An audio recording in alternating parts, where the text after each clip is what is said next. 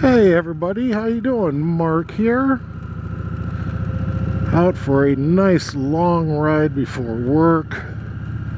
A little chilly out today. It's in the low 50s, so I still have my cold weather riding gloves on. But it's not so cold where I need to have my dickie on. I have finally gotten over that blasted little congestion cold that I had, what, a week or two ago. I finally got over that.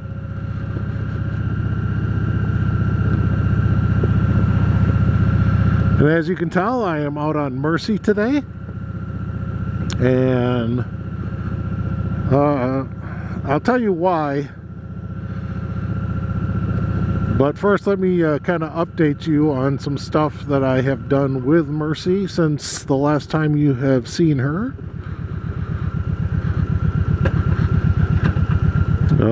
The first thing is that, I don't know if you can tell from the camera angles or not, but there were three labeling stickers that they had on the bike.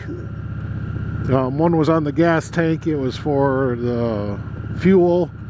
You know, make sure you use a, what was it, like a 90 octane fuel, you know, minimum. And I took that sticker off, and then there was a sticker on the saddlebags. I think it was something about how it was non-weight rated, or, you know, not to use the saddlebag as a step or something. I don't know. But I took those stickers off, so it's got a much cleaner look now. I don't have to look down here and see that sticker on my tank, and I don't have the sticker back here anymore, so I like that. It's nice and clean now. The other thing, if you turn the camera and look downwards towards the engine guard down here, you'll be able to tell that I now have my second set of footrests. I just put them on today, so I haven't even used them yet.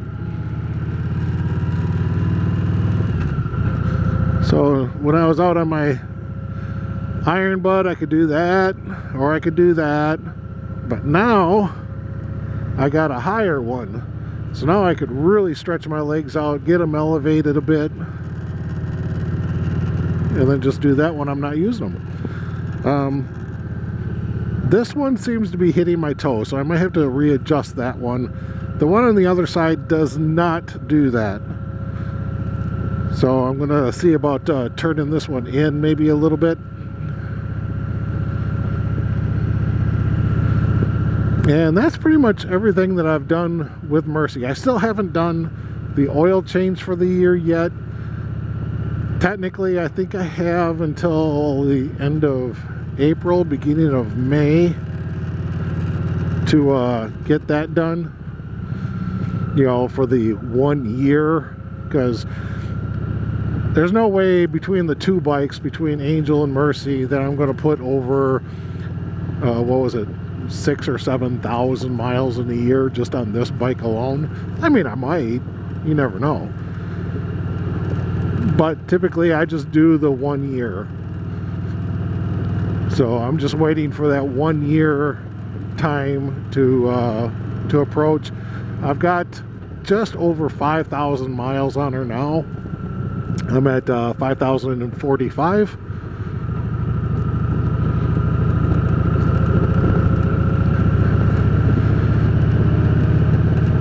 So hopefully, maybe in the next couple of weeks, I'll actually get the oil change done, and I'll record that video for you guys like I've said before.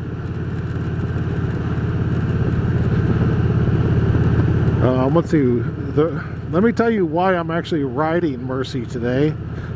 Because I ended up developing another issue with Angel, in that the gasket seal for the fuel gauge on the bottom of the tank that feeds up, you know, the actual gauge itself, the little float, that gasket started leaking.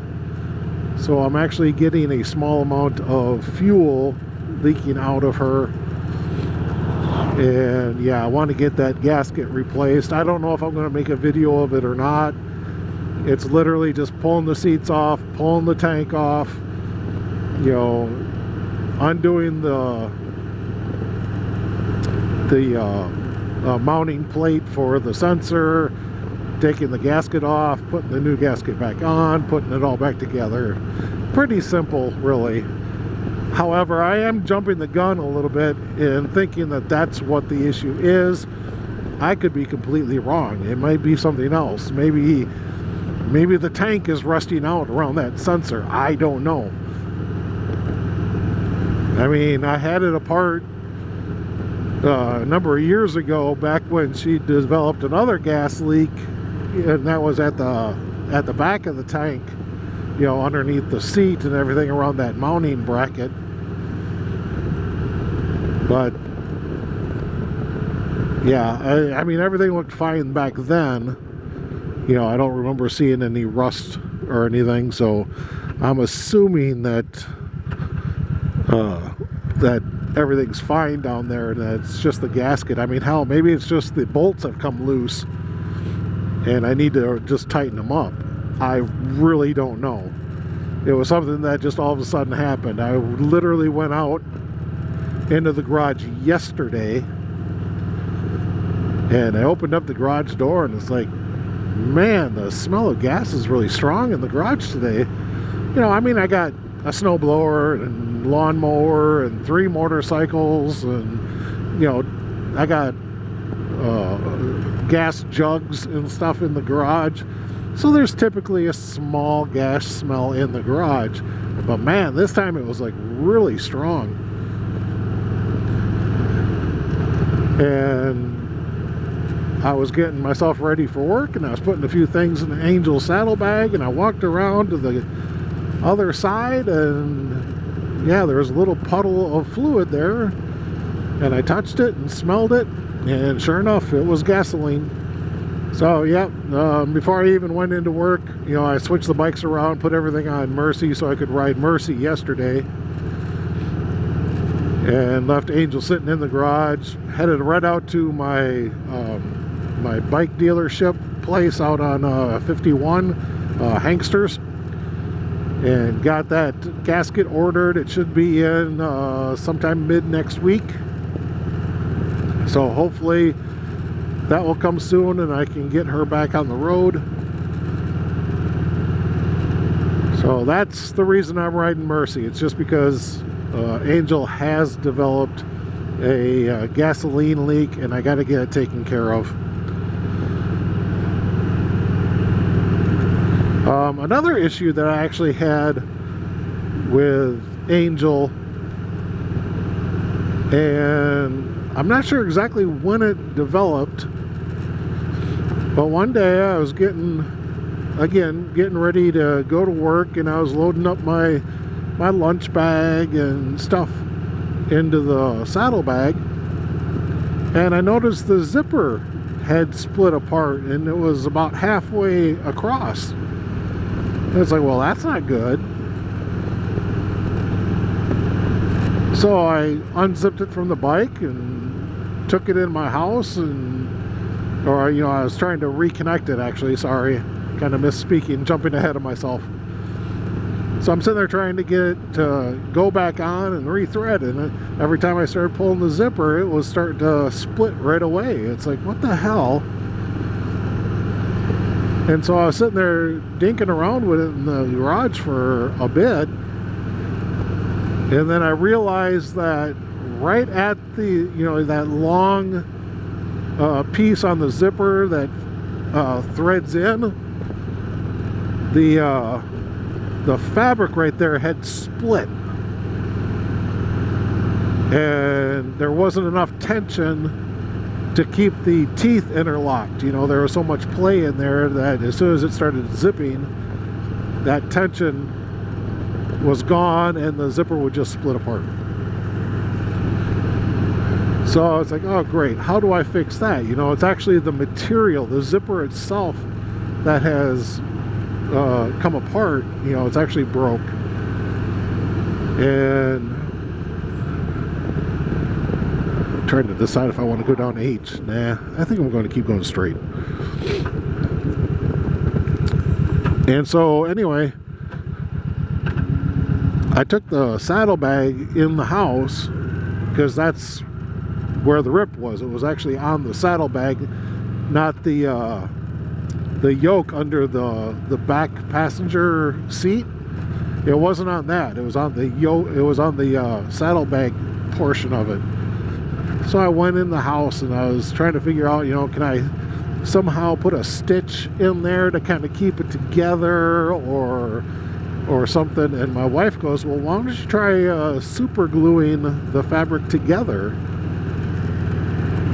And it's like, that's not a bad idea. As long as the super glue doesn't get so bulky that it gets in between the zipper teeth, that could actually work, and I'd have to make sure that it's, properly orientated and everything. So that's what I did. I actually held it together, kept it kind of pinched between my fingers, and put a little bit of pressure on that longer tab at the end, just to kind of keep everything in line and everything. And then with my other hand, I put a little drop of super glue in there, and it soaked into the material, and I gave it a couple of blows, a couple of I don't know if that actually helps it to dry faster or not. But anyway,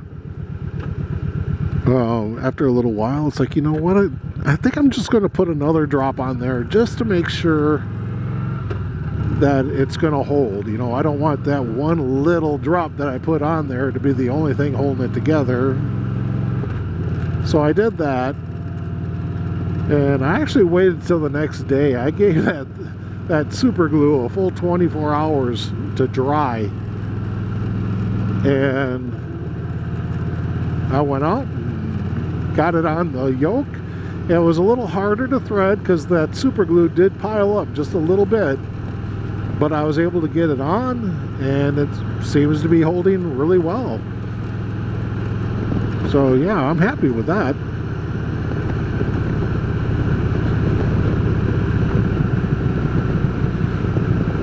So those have been the two main issues I've had with Angel. And of course right now I really need the forgot what I was doing.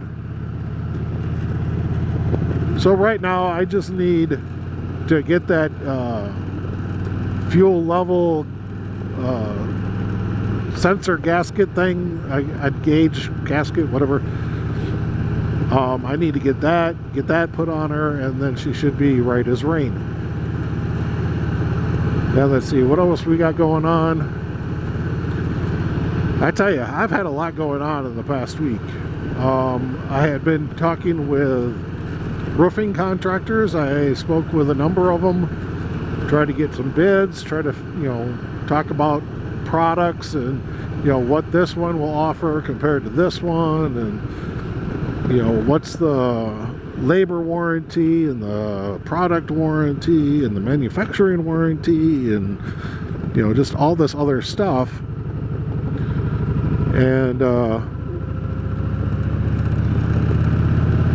I finally made my decision and stuff like that. Now of course, it's how do I pay for this? I don't have $35,000. That's not a joke. That's the real amount, $35,000, to just hand over to somebody and say, here, there you go. Now you can do my roof. Yeah, right. So my other options were to get a HELOC.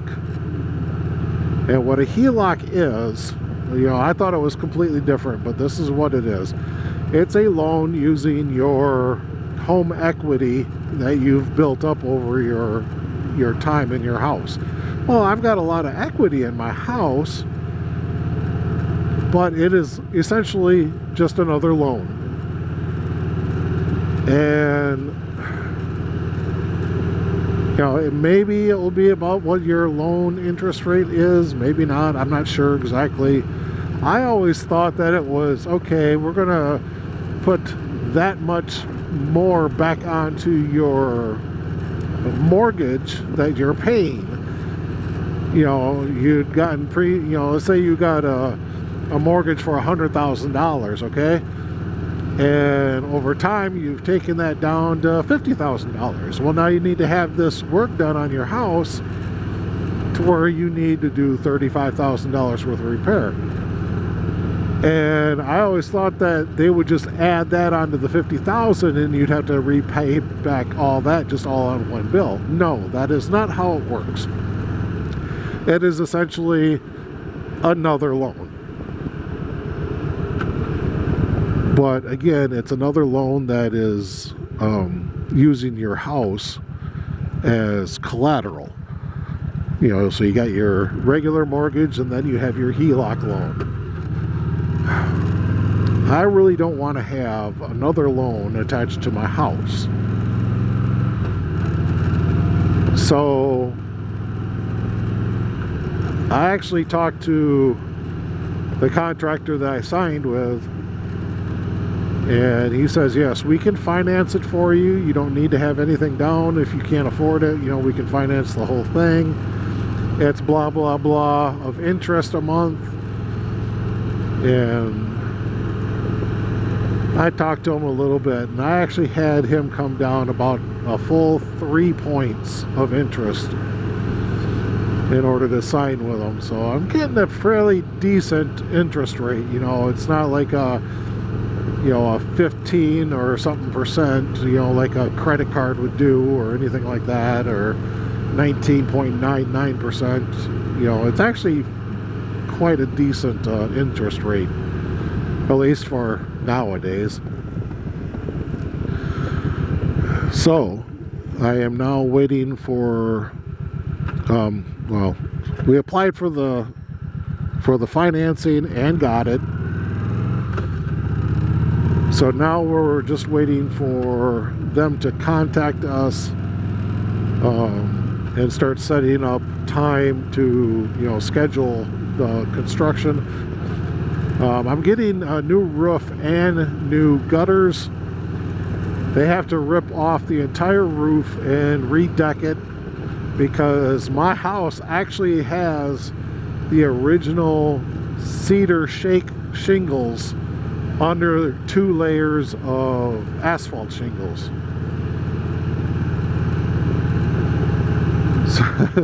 So yeah, there's a lot of work involved. You know, they got to rip it all off, they got to deck it. They're putting up, even though I have a very steep roof, they are putting up 6 feet of ice and water barrier. It's like, holy crap. He says technically with your the steepness of your roof and everything, he goes, in Wisconsin code you don't even need a water barrier for that steep of a roof, but you know, it's just the way we do it. We always put up 6 feet. Other contractors I talk to were going to only do 2 feet or 3 feet or something like that. They're putting up a whole 6 feet of water barrier. I like that idea. Thank you. And actually, I think that was one of the main deciding factors, was because his water barrier was actually twice as high as anybody else's. I told you that I've pretty much gotten over my chest cold, and well, Jen caught it. So she's been kind of walking around sniffling and stuff like that. And a number of years ago, I started using the Cycam, I think is what it's called, and it's a decongestant spray. And it's like, man, that stuff really works well. I am very happy with how that works, and I talked Jen into actually trying it, and she agrees. It's a really good. You know, as soon as you start getting those sniffles and that little backflow of sinus mucus and stuff like that, and you know, you're kind of sniffling it back and swallowing it, you just spray that stuff up into your nose, and literally like in a day it like all kind of just disappears. It's really cool stuff. But then to keep going with with the quite literal life punches. Is that a driveway or is that a road? I want to see where this place... I always turn and follow K, but I want to see about going down this way. I don't even know what this road is. Guess I could have went down to second on that, couldn't I? But you know, the life punches, you know, Angel's got a gas leak, and that problem with that saddlebag, and the problem with my insurance, and now having to redo my house, and you know, re-roof it, and do some foundational work, and some siding work, and all this other stuff. So just to add to those body punches and a couple of jabs to the face and maybe an uppercut, I found out that I have a cousin that passed away. He lost his father, I think just last year, I think it was. And that family had also lost a daughter, so his sister passed away years ago. I think it's all from cancer too. So I'm going to have a day off of work, I'm sure, to go to a funeral. And I'm feeling real bad for my aunt, because you know, she's now had to bury her second child. You know, she's got one son left. It's like, that's got to be hard. I know as a dad watching my kids grow up, I would suddenly get hit with a little anxiety of what would happen if something horrible happened to my kids, and I just could not fathom that. So I'm really sorry for my aunt having to deal with it. But then after that uppercut to the jaw, life had to throw a couple more rabbit punches into my gut, in that my best friend Berto calls me up and tells me that his school friend from when he lived down in Texas had passed away. It's like, holy cow. I tell you, life has a really harsh way of getting at you, you know, and just the punch after punch after punch. And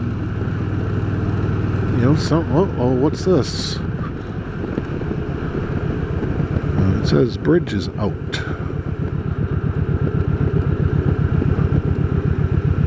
Well, I don't see that it's out. I wonder if it's just kind of so degraded that they don't want people driving over it, because that's like just a basic culvert drain down there. So I don't think I'll be able to fit between those barriers. And of course, you know, to put a sign out here by the intersection would have been nice, so I wouldn't have kept going straight. But they didn't do that.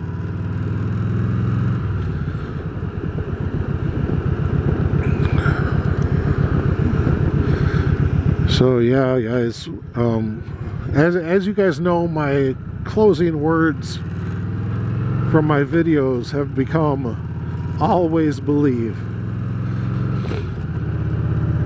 And when life is doing this type of stuff to you, and you feel like it's really, you know, it's like it's all encompassing you, it's a lot of this bad stuff. You know, more bills, more money issues, you know, life expectancies are taken away, and you know, you realize you're never going to see that person again, or you know, this aspect of your life is now completely changed or something, and it's never for the good. You know, it seems like it's always bad stuff happening. You've always got to believe that you're going to get through it. You know, I am a very, I hate using this word, I really do.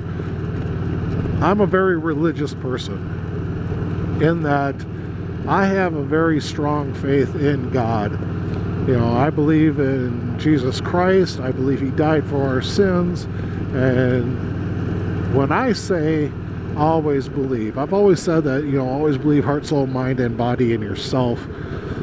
And to me, it's more of always believe heart, soul, mind, and body in God, that He can get you through it, because He can overcome anything, and He gives me that ability to overcome anything.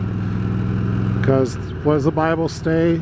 Anything is possible through Christ Jesus our Lord, and that includes putting up with all the bad, negative stuff that life dishes out. You know, you just don't worry about it. You know, God will take care of it. You lost your job and you're gonna go through hardships. God will take care of you. He always does. So this is Mark saying thanks again for watching, guys. Always believe. Bye.